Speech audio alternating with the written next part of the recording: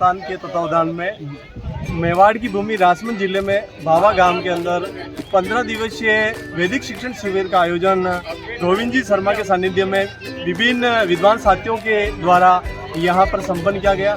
आज लगभग 30 छात्र बटुकों के द्वारा यज्ञोपवीत संस्कार कार्यक्रम रखा गया। उसके अंदर 30 बच्चों को यज्ञोपवीत संस्कार करवाया गया। उसके बाद में इन छात्र बटुकों का वेदारंभ कार्य किया जाएगा और ये वेद ज्ञान ग्रहण करेंगे, नियमित वेद अभ्यास करेंगे। तो सनातन संस्कृति और सनातन धर्म को बढ़ाने के लिए, प्रोत्साहन देने के लिए इनका मुख्य भूमिका रहेगी। और हमारा भी यही प्रयास है कि हम इन छात्र बटुकों को सनातन संस्कृति को आगे बढ़ाने के लिए इनको तैयार करें। और हमारी ये जिम्मेदारी बनती है कि वर्तमान समय में जो हमारी संस्कृति है जो ह्रास हो रही है या कुछ भी कह सके हमारा सनातन धर्म ह्रास हो रहा है, उसके प्रोत्साहन के लिए हमारे गोविंद जी भाई साहब के सानिध्य में ये हमने एक विद्यालय प्रारंभ किया है। 16 दिवसीय है। आगे यदि सहयोग रहा तो हम इसी भूमि पर एक वेद विद्यालय प्रारंभ करने की अमुक प्रयास करेंगे पूर्णतया। और हमारे विभिन्न विद्वान साथियों के द्वारा यहाँ पर वेद अध्ययन करवाया जाता है। और पिछले सत्र में हमने ये कक्षाएं प्रारंभ की थी। इस सत्र में लगभग 150 छात्र बटुक विद्याध्ययन कर रहे हैं और आने वाले समय में और भी छात्र बटुक बढ़ेंगे। वैसे बाद में कुछ छात्र बटुक और भी आए थे, लेकिन समय अभाव और कुछ परिस्थितियों के हिसाब से हमने उनको नहीं लिया। अगले सत्र में हमारा 250 छात्र बटुकों का यहाँ पर शिक्षा अध्ययन कराने का एक विश्वास है, आशा है और हम जरूर करेंगे, जिसमें हमारे विभिन्न प्रकार के विद्वान साथियों का योगदान है जो सभी अपनी निःशुल्क सेवाएं दे रहे हैं। और ये निःशुल्क आवासीय शिविर है जो हम सभी साथियों के सहयोग से बड़े हर्ष और उल्लास के साथ में कराया जा रहा है। और 16 तारीख को हमारा ये शिविर संपन्न हो गया। धन्यवाद। हमने ये जो सूक्ष्म क्रिया और बाकी उसको करके आज के आयोजन को हम समापन की ओर लेके जाएंगे।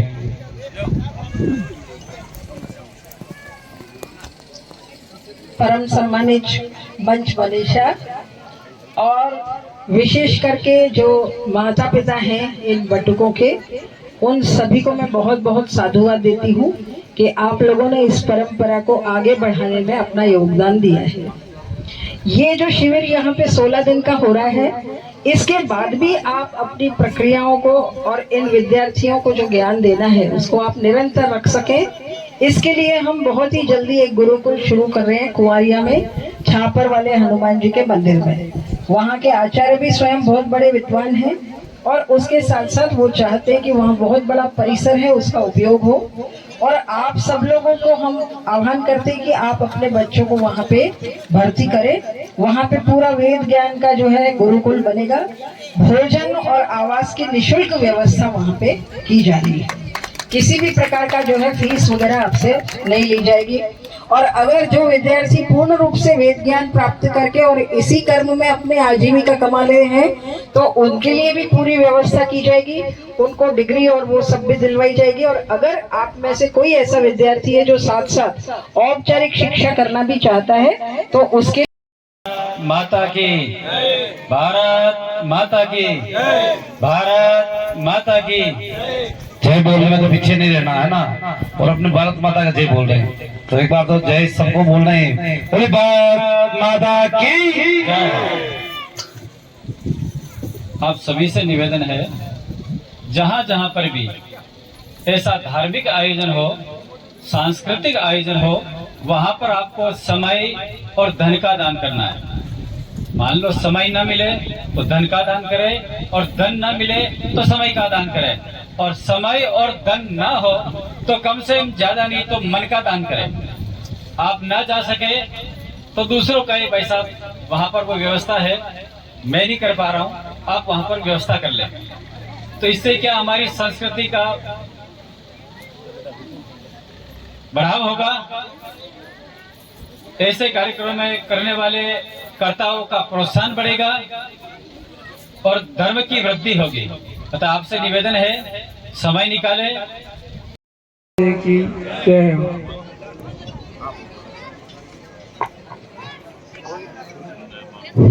द्वारकाधीश भगवान की, दारुजानाथ।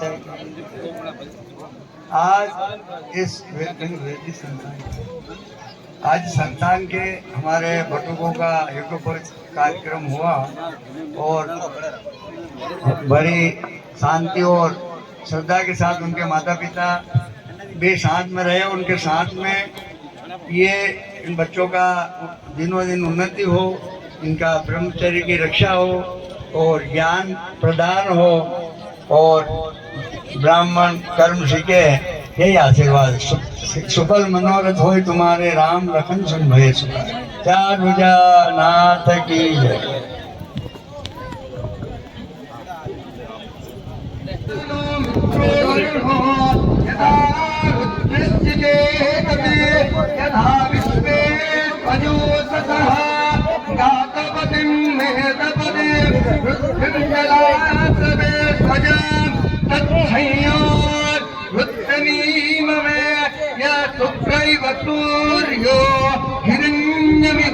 पूज्य गुरुदेव के हाथ से यज्ञोपवीत प्रेरणा सौभाग्य की बात होती है। और एक बार, क्योंकि यज्ञोपवीत का नाम होता है ब्रह्मसूत्र, ब्रह्मसूत्र यज्ञोपवीत को क्या बोलते हैं?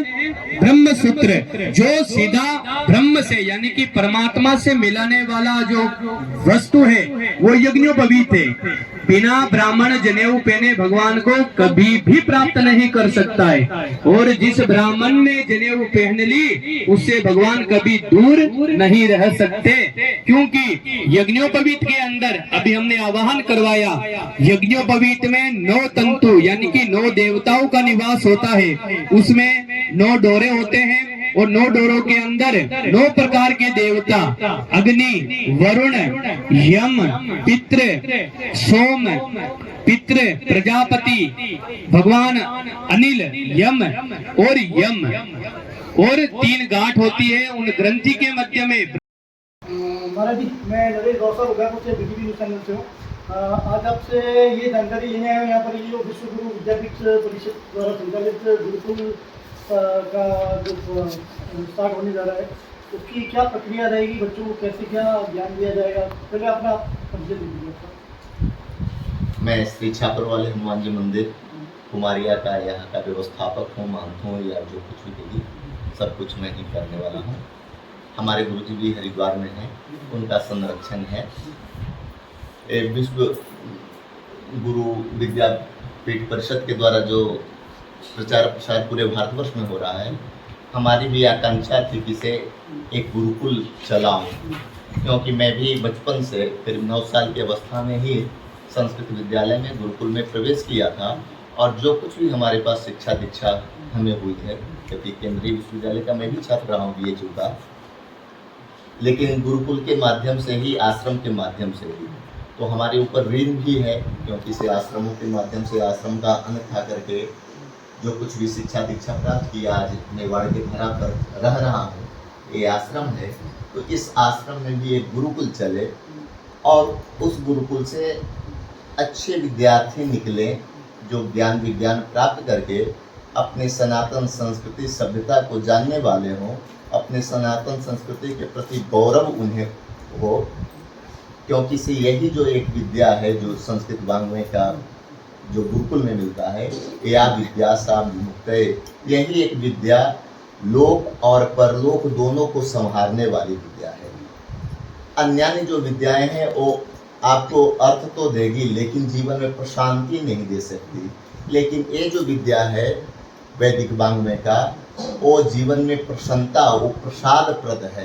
प्रसाद अर्थात प्रसन्नता को देने वाली, वो संसार को ईश्वर के माया से निंसृत, मतलब कि ब्रह्म और जीव दोनों को एक किया करता है। ब्रह्मविद ब्रह्मैव भवति, जो जीवात्मा परमात्मा को जान लेता है शास्त्र रूपी लोचन के द्वारा, तो जीव अलग नहीं रह पाता, क्योंकि वो परमात्मा जीवात्मा का अभिन्न उपादान कारण है। वो परमात्मा ही एक जगत को बनाता है, जगत उसी से बना है, जगत में वो परमात्मा ही है, और परमात्मा का अनेक रूप हम आपके रूप में है, जिसको ये आधुनिक जो साइंस है, विज्ञान है, वो नहीं स्वीकारता, लेकिन आपका जो शास्त्र है ऋषि महर्षियों द्वारा प्रदत्त, वो स्वीकारते हैं। ब्रह्मविद ब्रह्मैव भवति, जो ब्रह्म को जान लेता है वो ब्रह्म ही हो जाता है, केवल शरीर अलग रहा करता है लेकिन चित्त। एक संत बैठे हैं अभी मंदिर पर, वो 18 घंटा बैठे रहते हैं। अभी हरिद्वार से आए थे, मैं सोचा कि मन उनको नहीं लगेगा, क्योंकि हरिद्वार में तो खूब सैकड़ों लोग आते हैं, दक्षिणा बटती है, खूब भंडारा हुआ करता है, यहाँ सूखी रोटी खाते हैं, लेकिन ठाकुर जी के सामने 18 घंटा बैठते हैं। सुबह 4 बजे से वहाँ पोछा उछा देते हैं, वहीं बैठते हैं, भजन करते हैं, अभी भी बैठे होंगे, और देर रात्रि में विश्राम भी वहीं करते हैं। जब इच्छा होती है तो हनुमान जी के सामने बैठ करके यदि रोना हो, हंसना हो, कुछ कहना हो तो तुम्हारी छाड़ी गति दूसरी ना, यही सनातन धर्म, यही सनातन है। लोग कहते हैं। ये जानकारी चाहता हूँ कि जो बच्चे यहाँ पर आएंगे गुरुकुल में शिक्षा के लिए, उनको किस तरह की वैदिक शिक्षा दी जाएगी और उनको स्कूली शिक्षा भी दी जाएगी या क्या रहेगा उसकी?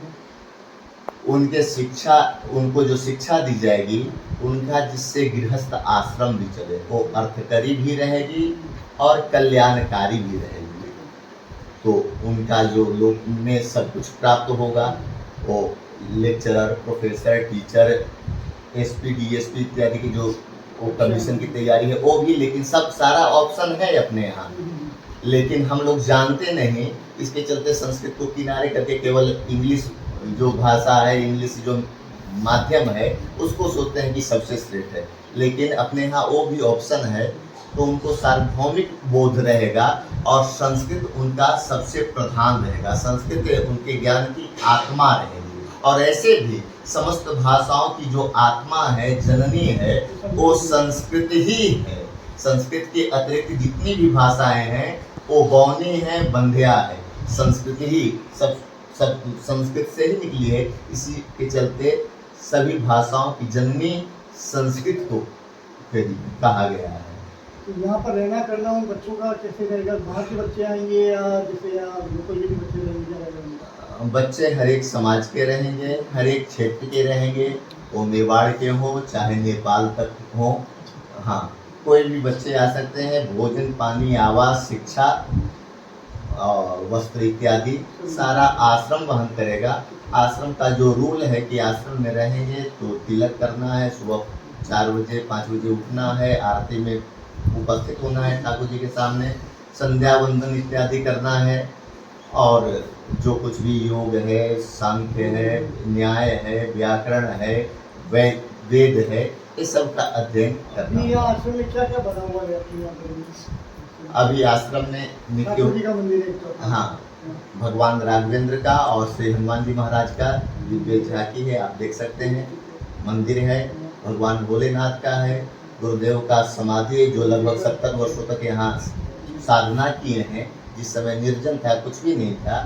यज्ञशाला दिव्य है, नवकुंडीय जी, और आवास भी बने हुए हैं, गौशाला जी, लगभग 70 गायें भी गौशाला में, और बाटिका वगैरह भी, चारों तरफ फल फूल का वृक्ष भी लगा है। अपना लगभग 35-40 बीघा जगह में ये बना हुआ है। महाराज, मैं जैसे मेरे बच्चे का लेता हूँ, कोई मेरा 4th क्लास का बच्चा है, मैं ये कहना चाहता हूँ, मेरे ही बच्चे के बारे में पूछता हूँ। जैसे मेरे 4th क्लास का बच्चा, वो यहाँ पर एडमिशन लेता है, उसके लिए क्या प्रक्रिया रहेगी? उसको जैसे नहीं क्या शिक्षा दी जाएगी, कैसे क्या रहेगा?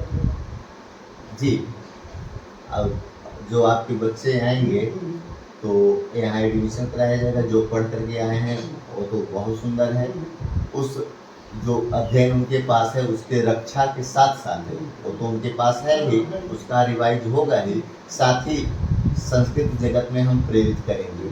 छोटे छोटे पहले जो ज्ञान विज्ञान, जिससे उनको उसके प्रति, संस्कृत के प्रति, वैदिक ज्ञान के प्रति श्रद्धा जागृत हो और विश्वास हो कि एक विद्या बंध्या नहीं है, अपितु नदियों के जल स्रोत के समान भीतर भीतर चलने वाली है। क्योंकि जितने भी विद्वान हुए उनके पास बहुत अर्थ नहीं हुआ, लेकिन वो ज़्यादा संतुष्ट रहे और लोक में उनकी प्रतिष्ठा ज़्यादा रही। आज आपके सामने प्रिंसिपल साहब हैं, संस्कृत जगत से जुड़ी हैं, और इनको जन जन में इनकी एक प्रतिष्ठा है। सब लोग जो स्वरूप को देखा नहीं है वो भी उनको पहचानता है कि से प्रोफेसर रचना तेलंग जी कोई हैं।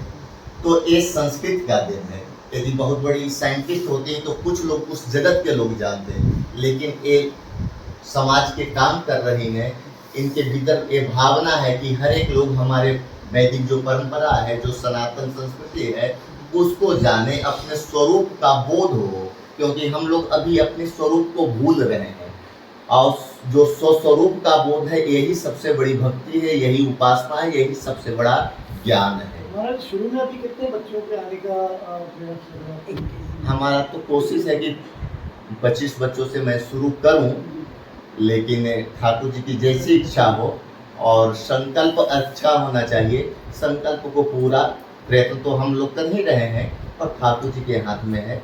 बहुत बच्चे संपर्क किए हैं, वो आएंगे से नहीं। महाराज जी, गुरुकुल से हटकर एक बात को पूछना चाह रहा हूँ जी, बिल्कुल। सनातन धर्म के प्रचार प्रसार के लिए हमें किस तरह से हिंदुओं को आगे आना चाहिए, वो थोड़ा सा जानना है, क्योंकि अभी धर्मांतरण को हो रहा है और उसका नुकसान भी समाज को ही हो रहा है। और जो मुस्लिम समाज के लोग हमारे अंदर कन्वर्ट होकर के भी आ रहे हैं, उनमें भी कुछ खुरापाती लोग हैं, उनके बारे में थोड़ा सा बताएं। वो लोग आ तो गए हैं हमारे अंदर, पर कुछ एक न्यूसेंस भी पैदा हो रहा है उसमें भी।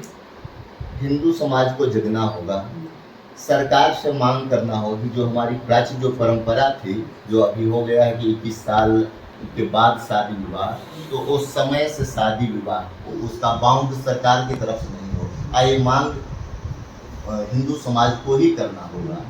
और बराबर अपने यहाँ एक संविधान था, जिसको कुछ लोग कहते हैं कि मनुवादी संविधान है, कि माता पिता दुहित्रा च न विविक्ता सनो भवेत बलवान इंद्रियग्रामो विद्वांसम अपि कर्षति। ये मर्यादा को भी पालन करना पड़ेगा। उसके बाद पिता रक्षति कौमार्ये भर्ता रक्षति यौवने पुत्रेस्तु स्थाविरे भावे न स्त्री स्वतंत्र मरहति। ये भी एक लक्ष्मण रेखा समाज का है। तो इसको भी किसे हमारी जो बेटियां हैं, बचपन में पिताजी रक्षा करते हैं, समय आने पर जब विवाह होता है पति के अधीन और वृद्ध होने पर पुत्र पुत्रियों के अधीन, तो ये संविधान है, ये व्यवस्था है, इसको फॉलो करना ही पड़ेगा। इसके अतिरिक्त कोई गति नहीं। और सरकार से मांग करना पड़ेगा कि भाई समाज में जो कोई भी है, क्योंकि हर एक लोग जो तैयारी कर रहे हैं, अध्ययन कर रहे हैं, वो लेट से शादी करें, लेकिन समाज में जो सामान्य लोग हैं, तो समय से जो अपनी सुविधा के अनुसार जब अपने बेटे बेटियों की शादी करते हैं, वो व्यवस्था चलानी ही पड़ेगी, उसके अतिरिक्त कोई गति नहीं। अभी दिल्ली में भी एक कांड हुआ था, जिसमें एक लड़की को मार करके 22 बार की लड़की को चाकू को मारा, वो भी मुस्लिम था। अभी एक बॉम्बे में हुआ, जिसमें भी यानी वो पुरानी लड़की को उबाल करके यानी कुत्तों को डाला है। ये स्थिति लड़कियों की हो गई, तो उस स्थिति के बारे में कुछ युग का भी वो प्रभाव है। मनुष्या मानवा भूत्वा इदानीं दानवा जाता, क्योंकि हमारे पास अध्यात्म विद्या, वैदिक विद्या का अभाव है। इसके चलते मानव जैसा तो दिख रहा है, लेकिन उसकी वृत्ति जो है वो दानवी वृत्ति हो गई है। और वो दानवी वृत्ति तभी निकल पाएगी जब हमारे भीतर ये भावना रहेगी कि मातृवत परदारेषु परद्रव्येषु लोष्टवत आत्मवत सर्वभूतेषु यह पश्चति सह पंडितः। ये पर स्त्री में हम अपने माँ बहन के समान हमारी दृष्टि हो, वो दृष्टि या विद्या सा विमुक्ते वैदिक विद्या से ही संभव है। दूसरे के धन मिट्टी के समान दिखाई दे, जो हमारे पास है वही हमारे लिए उपयोगी है।